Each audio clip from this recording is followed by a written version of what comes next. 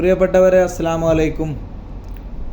സാക്ഷരതാ പ്രവർത്തക KV റാബിയ വിട പറഞ്ഞിരിക്കുന്നു. തുടക്കം തന്നെ അംഗവൈകല്യങ്ങളാൽ ജീവിതം മുന്നോട്ട് നീക്കി 9 വയസ്സായപ്പോഴേക്കും അരക്കുതാഴെ തളർന്ന് ജീവിതം വീൽചെയറിലായ ഒരു മഹത് വ്യക്തിയായിരുന്നു KV റാബിയ. ഇതുകൊണ്ടൊന്നും KV റാബിയ തോറ്റുകൊടുക്കാൻ തയ്യാറല്ലായിരുന്നു. അക്ഷരങ്ങളെ സ്നേഹിച്ച, പുസ്തകങ്ങളെ സ്നേഹിച്ച KV റാബിയ വീട്ടിലിരുന്നു കൊണ്ട് തന്നെ ബിരുദവും ബിരുദാനന്തര ബിരുദവും വരെ നേടി. കുട്ടികൾക്ക് ട്യൂഷൻ എടുത്തു തുടങ്ങി. 1990കളുടെ തുടക്കത്തിൽ സാക്ഷരതാ മിഷൻ്റെ ഭാഗമായിക്കൊണ്ടാണ് KV റാബിയ കേരള രംഗത്തോട്ട്, പൊതുരംഗത്തോട്ട് കടന്നു വരുന്നത്, ഒരു പൊതുപ്രവർത്തകയെ അറിയപ്പെടാൻ തുടങ്ങിയത്. KV റാബിയയുടെ പ്രത്യേകതകൾ ഒരുപാടുണ്ട്.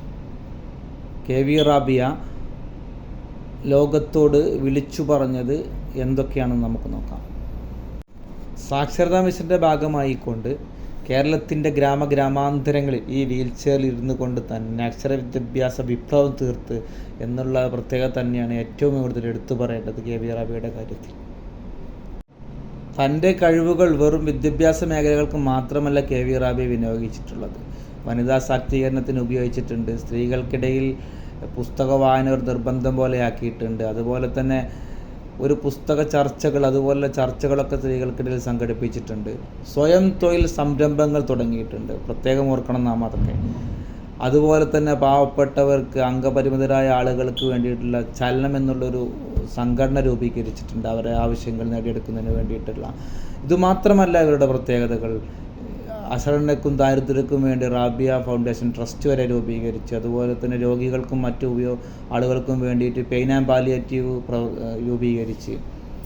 ഇങ്ങനെ എണ്ണമറ്റ പ്രവർത്തനങ്ങൾ KV റാബിയയുടെ കയ്യൊപ്പുണ്ട്. ഇതുമാത്രമല്ല, സാമൂഹിക പ്രശ്നങ്ങളായ പല സമരങ്ങളിൽ പോലും KV റാബിയ മുൻപന്തിയിൽ ഇരുന്നിട്ടുണ്ട്. നിങ്ങൾ ആലോചിക്കണം, ഇതൊക്കെ വീൽചെയറിൽ ഇരുന്നു കൊണ്ടാണ് സാധിക്കുന്നതെന്ന്. ജനങ്ങൾക്കിടയിൽ ഇത്രയും സ്വാധീനം സൃഷ്ടിക്കാൻ KV റാബിയക്ക് കഴിഞ്ഞിട്ടുണ്ട്. അതുകൊണ്ട് തന്നെയായിരിക്കും KV റാബിയയുടെ വീട് പോലും ഒരു കോടതിയെ പോലെയായിരുന്നെന്ന് ഞാൻ പലരും പറയുന്നത് കേട്ടിട്ടുണ്ട്. പല പ്രശ്നങ്ങളുണ്ടല്ലോ, പല പ്രതിസന്ധികളും പല ആളുകളും പരാതി വന്ന് പറയുമ്പോൾ ഇതൊക്കെ പരിഹരിച്ചു കൊടുക്കുന്ന ഒരു ജഡ്ജിൻ്റെ റോള് വരെ ഈ KV റാബിയ നിർവഹിച്ചിട്ടുണ്ടെന്നാണ് പറയുന്നത്. ഇതും വീൽചെയറിൽ നിന്ന് നമുക്ക് ചിന്തിക്കാവുന്നതിലപ്പുറമായിരുന്നു KV റാബിയ. KV റാബിയയുടെ സാക്ഷരതാ പ്രവർത്തനത്തിൻ്റെ ഭാഗമായി നിരവധി അവാർഡുകൾ KV റാബിയെ തേടിയെത്തുകയുണ്ടായി. അതിലേറ്റവും പ്രധാനപ്പെട്ടത് UN അവാർഡാണ്. UN സാക്ഷരതാ പ്രവർത്തകർക്കുള്ള മികച്ച അവാർഡ് KV റാബിയെ തേടിയെത്തി. ലോകം തന്നെ അംഗീകരിക്കുന്ന അവാർഡാണ് UN നൽകിയിട്ടുള്ളത്.